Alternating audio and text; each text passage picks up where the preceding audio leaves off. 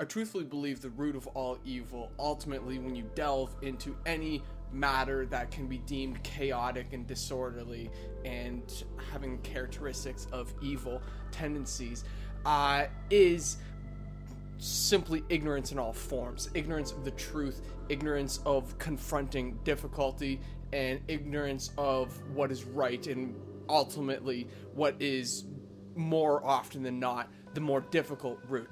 We've been sucked into a culture to the most hopeless degree that feeds solely on ease of access, and the main thing I would blame for that, without a doubt, would be modern marketing, because marketing is specifically based off of psychological manipulation of how they can suck in your attention with the least expense of effort to you.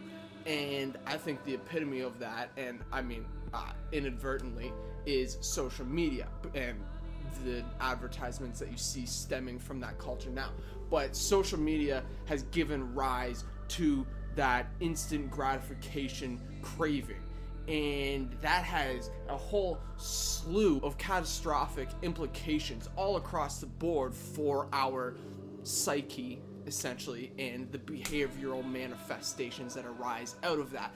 And what I speak of is the tendency nowadays to no longer be, first of all, I think most of all, even capable of confronting difficulty, and second of all, capable of even fathoming such a route of action, as opposed to a very common example. In an awkward social situation, what do? Sit there, stick it out, try to start a conversation, which would obviously be the most beneficial route to take in that situation for obvious reasons, and most of all because you never know what a conversation or a person has to offer. And that's what I learn every single day, and that's why I love meeting people and building new friendships, because like the craziest things arise out of that. So obviously in an awkward social situation, your best bet would be to start talking.